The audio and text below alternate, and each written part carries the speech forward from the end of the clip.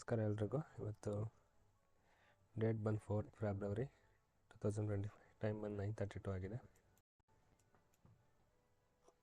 ಈ ರೇಂಜಿಂದ ಇನ್ನೂ ಬ್ರೇಕೇ ಆಗಿಲ್ಲ. 22nd ಜಾನ್ವರಿ 22nd ಇವತ್ತು ಫೆಬ್ರವರಿ 4th, ಇನ್ನೂ ಇದೇ ರೇಂಜಲ್ಲೇ ಇದೆ ಇಷ್ಟು ದಿನದಿಂದ.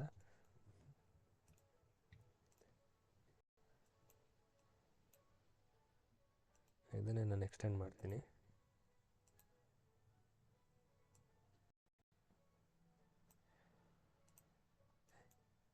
ಇವತ್ತು ನೋಡಿ ಗ್ಯಾಪ್ ಅಪ್ ಆಗಿದೆ. ಗ್ಯಾಪ್ ಅಪ್ ಓಪನ್ ಆಗಿ ಹೈ ಟಚ್ ಮಾಡಿದೆ, ಅಂದರೆ ರೆಸಿಸ್ಟೆನ್ಸ್ ಟಚ್ ಮಾಡಿದೆ. ರೆಸಿಸ್ಟೆನ್ಸ್ ಟಚ್ ಮಾಡಿ ಕೆಳಗೆ ಬರ್ತಾ ಇದೆ. ನೋಡೋಣ, ನಂದು ಇವತ್ತು ವ್ಯೂ ಬಂದು ಡೌನ್ ಸೈಡೇ ಇದೆ. ಇಲ್ಲೊಂದು ಟ್ರೆಂಡ್ ಲೈನ್ ಕಾಣಿಸ್ತಾ ಇದೆ. ಟ್ರೆಂಡ್ ಲೈನ್ ಒಂದು ಹಾಕಿದೆ.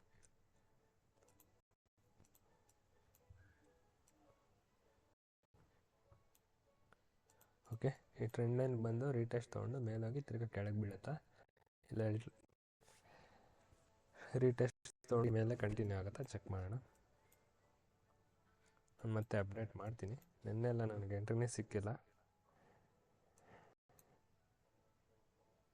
ಓಕೆ, ನನಗೆ ಎಂಟ್ರಿ ಸಿಕ್ಕಿದ ತಕ್ಷಣ ಮತ್ತೆ ಬಂದು ಜಾಯ್ನ್ ಆಗ್ತೀನಿ.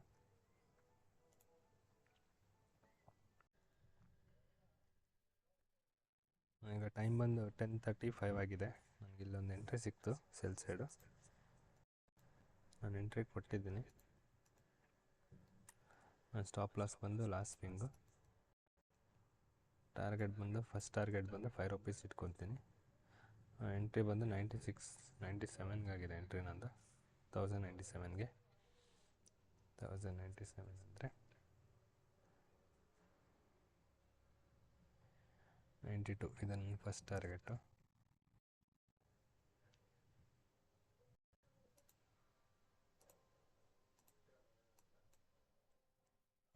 ಇವತ್ತು ಸ್ಲೋ ಇರೋದ್ರಿಂದ ನಾನು ಫಸ್ಟ್ ಟಾರ್ಗೆಟ್ ಈ ಟಾರ್ಗೆಟ್ ತೊಗೊತೀನಿ ಅಷ್ಟೇ. ನೋಡಿ, ನೆಕ್ಸ್ಟ್ ಮೂಮೆಂಟ್ ಏನಾದರೂ ಫಾಸ್ಟ್ ಆದರೆ ವೆಯ್ಟ್ ಮಾಡ್ತೀನಿ, ಇಲ್ಲ ಇಲ್ಲಿಗೆ ಎಕ್ಸಿಟ್ ಆಗ್ತೀನಿ. ಮತ್ತು ನಾನು ಅಪ್ಡೇಟ್ ಮಾಡ್ತೀನಿ ಯಾವುದಕ್ಕೂ. ಪ್ರಾಫಿಟ್ ಆಯಿತಾ ಇಲ್ಲ ಸಿಟ್ ಆಯಿತಾ ನಾನು ಅಪ್ಡೇಟ್ ಮಾಡ್ತೀನಿ.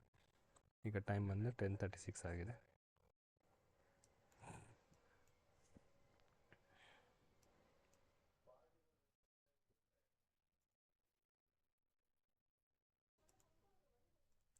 ಈಗ ಟೈಮು 10:44 ಆಗಿದೆ.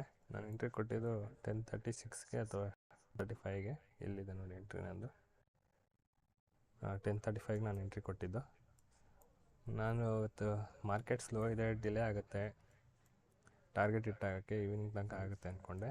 ಇಲ್ಲ, ಮಾರ್ಕೆಟ್ ಫಾಸ್ಟಾಗಿ ಮೂವ್ ಆಯಿತು. ನಾನು 10 ಮಿನಿಟ್ಸಲ್ಲೇ ಟಾರ್ಗೆಟ್ ಇಟ್ಟಾಗಿದೆ. ಎಕ್ಸಿಟ್ ಆದ ಇಲ್ಲಿಗೆ. ನಾನು ಎಂಟ್ರಿ ಕೊಟ್ಟಿದ್ದು 1097ಗೆ ಎಂಟ್ರಿ ಕೊಟ್ಟಿದ್ದು. ಎಕ್ಸಿಟ್ ಆಗಿದ್ದು ಬಂದು 1092ಗೆ ಆ್ಯಕ್ಚುಲಿ ಎಕ್ಸಿಟ್ ಆಗಿರೋದು.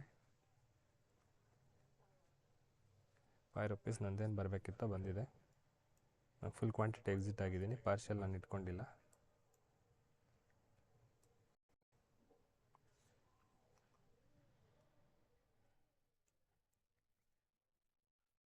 ಮಾರ್ನಿಂಗ್ ಅದು ರೆಸಿಸ್ಟೆನ್ಸ್ ಹತ್ರ ಓಪನ್ ಆಗಿ ಅಲ್ಲಿಂದ ರೀಟೆಸ್ಟ್ ತೊಗೊಳ್ತಾ ಇದೆ. ನನ್ನ ಪ್ರಕಾರ ಈ ಟ್ರೆಂಡ್ ಲೈನ್ ಇದೆಯಲ್ಲ, ಇಲ್ಲಿವರೆಗೂ ಬರುತ್ತೆ ಅಂದ್ಕೊಂಡಿದ್ದೀನಿ. ಇಲ್ಲಿ ಬಂದು ಇಲ್ಲಿಂದ ತಿರ್ಗಾ ಅಪ್ ಸೈಡ್ ಮೂಮೆಂಟ್ ಕೊಡ್ಬೋದು. ಸದ್ಯಕ್ಕೆ ಅಪ್ಡೇಟ್ ಮಾರ್ಕೆಟು ನೋಡೋಣ ಏನಾಗುತ್ತೆ. ನಾನು ಆಫ್ಟರ್ನೂನ್ ಅಪ್ಡೇಟ್ ಮಾಡ್ತೀನಿ. 3:30ಗೆ ಕ್ಲೋಸ್ ಆಗುತ್ತಲ್ಲ ಮಾರ್ಕೆಟು, ಹಾಗೆ ಅಪ್ಡೇಟ್ ಏನಾಯಿತು ಅಂತ. ಈಗ ನನ್ನ ಟ್ರೇಡ್ ಮುಗಿದಿದೆ, ಮತ್ತೆ ನಾನು ಆಫ್ಟರ್ನೂನ್ ಸಿಗ್ತೀನಿ.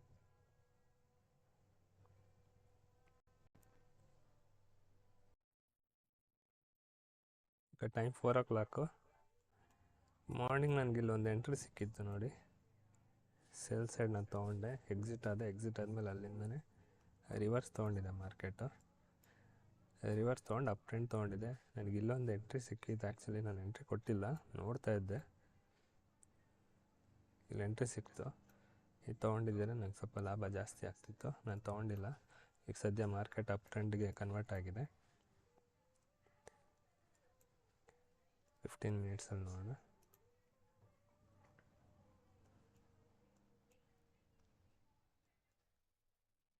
ಈ 22nd ಈ ರೇಂಜಲ್ಲೇ ಇತ್ತು ಮಾರ್ಕೆಟು. ನೋಡಿ ಇವತ್ತು ರೇಂಜಿನ ಬ್ರೇಕ್ಔಟ್ ಆಗಿದೆ. ನೋಡೋಣ ಈ ಬ್ರೇಕ್ಔಟ್ ಕಂಟಿನ್ಯೂ ಆಗಿ ಅಪ್ ಟ್ರೆಂಡು ಕಂಟಿನ್ಯೂ ಆಗುತ್ತಾ ಮಾರ್ನಿಂಗ್ ಗೊತ್ತಾಗುತ್ತೆ. ಟ್ರೆಂಡ್ ಲೈನ್ದು ಅವಶ್ಯಕತೆ ಇಲ್ಲ ಈಗ. ನಾನು ಈ ರೇಂಜ್ ಏನಿದೆ ಸಪೋರ್ಟ್ ಆ್ಯಂಡ್ ರೆಸಿಸ್ಟೆನ್ಸ್ ಹೀಗೆ ಉಳಿಸ್ಕೊತೀನಿ. ನಾಳೆ ಏನಾದರೂ ಮಾರ್ಕೆಟು ಗ್ಯಾಪ್ ಡೌನ್ ಹೋಗಿ ಇಲ್ಲ ಗ್ಯಾಪ್ ಅಪ್ ಆಗಿ ವಾಪಸ್ ಈ ರೇಂಜ್ ಒಳಗೆ ಬಂದರೆ ಇದೇ ರೇಂಜ್ ನಾನು ಕಂಟಿನ್ಯೂ ಮಾಡ್ತೀನಿ. ಇಲ್ಲ ಹೊಸ ರೆಸಿಸ್ಟೆನ್ಸ್ ಆ್ಯಂಡ್ ಸಪೋರ್ಟ್ ನಾನು ಡ್ರಾ ಮಾಡ್ತೀನಿ. ನಾಳೆವರೆಗೂ ನಾನು ಇದನ್ನು ಹಾಗೆ ಇಟ್ಕೊತೀನಿ. ಮತ್ತು ಆ್ಯಕ್ಚುಲಿ ನಂಗೆ ಡಬಲ್ ಎಂಟ್ರಿ ಇತ್ತು.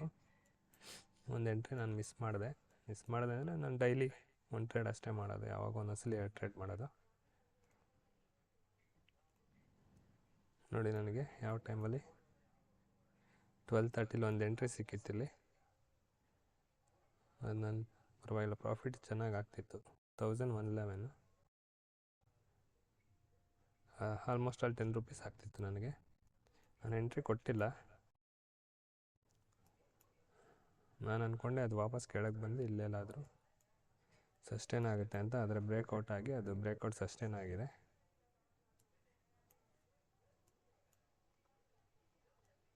ಓಕೆ, ಮತ್ತು ನಾಳೆ ಇಲ್ಲೊಂದು ಟ್ರೆಂಡ್ ಲೈನ್ ಇದೆ, ಬೆಳಗ್ಗೆ ಡ್ರಾ ಮಾಡ್ತೀನಿ ನಾನು.